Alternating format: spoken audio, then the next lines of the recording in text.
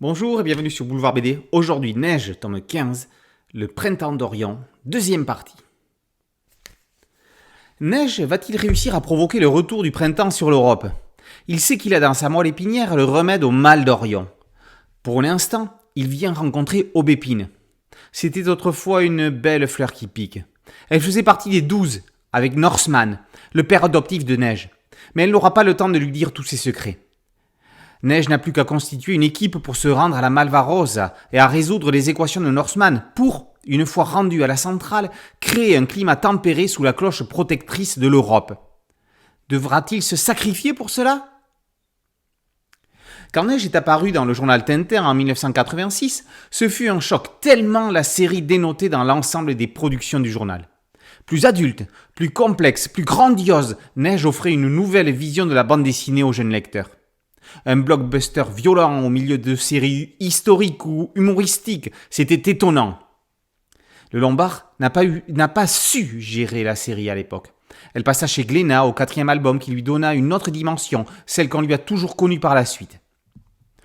Avec Neige, Didier Convard propose une digression sur la franc-maçonnerie.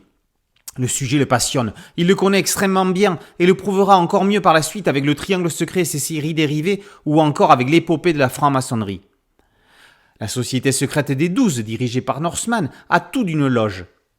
En 15 albums, Convard a signé une saga passionnante qui s'achève malheureusement sans grande surprise dans un final presque convenu. Le problème est que les aléas de la série, 13 ans entre les tomes 13 et 14, ont un peu éteint le feu sacré. Le scénariste a essayé de le maintenir avec les trilogies parallèles, Neige Fondation et Neige Origine. Ça n'aura pas été suffisant. Graphiquement, Christian Gine n'est pas au meilleur de sa forme. Les personnages se détachent de décors pas toujours nets, comme si deux cases différentes étaient superposées.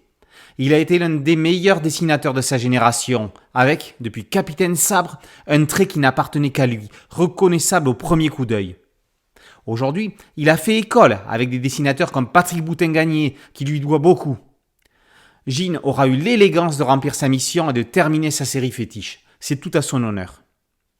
On aurait aimé adorer le final d'une série mythique comme Neige.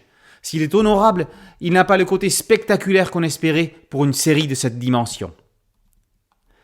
Neige, tome 15, le printemps d'Orient, deuxième partie, par Convard et Gine, et par aux éditions Glénat. Boulevard BD, c'est un podcast audio, une chaîne YouTube. Merci de liker, de partager et de vous abonner. A très bientôt sur Boulevard BD. Ciao.